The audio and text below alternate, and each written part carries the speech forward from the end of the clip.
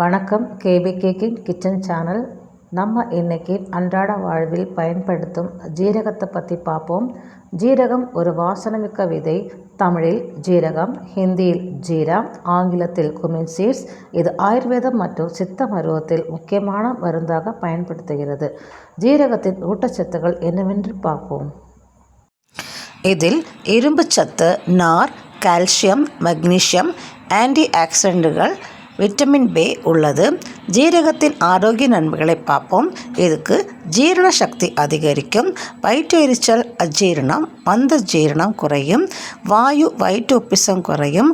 உணவுக்கு பிறகு ஜீரக தண்ணீர் குடிப்பதால் உடலுக்கு மிகவும் நல்லது.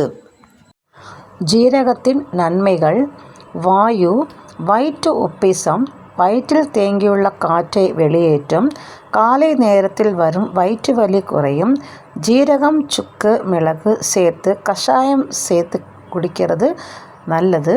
எடை குறைப்பு, உடலில் உள்ள மெட்டபாலிச வேகத்தை அதிகரிக்கும், கொழுப்பு சேர்வதை தடுக்கும், பசியை கட்டுப்படுத்தும். காலை வெறும் வயிற்றில் ஜீரக தண்ணீர் மிகவும் நல்லது.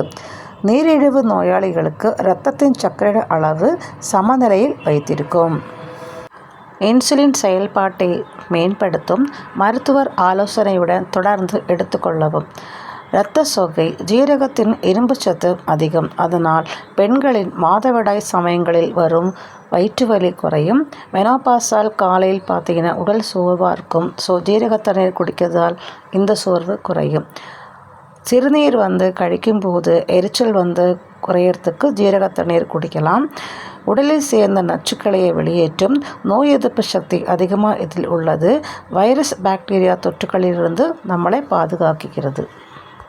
சளி, இருமல் வராமல் தடுக்கும். சரும நன்மைகள்: நுகப்பரு கரும்புள்ளி குறையும், சரும பொலிவு அதிகரிக்கும், உடல் வெப்பம் சமநிலையாக்கும். முடி ஆரோக்கியம்: முடி உதிர்வதை குறையும், முடி வேர்கள் வலுப்படுத்தும், தலைமுடி வளர்ச்சிக்கு இது உதவுகிறது.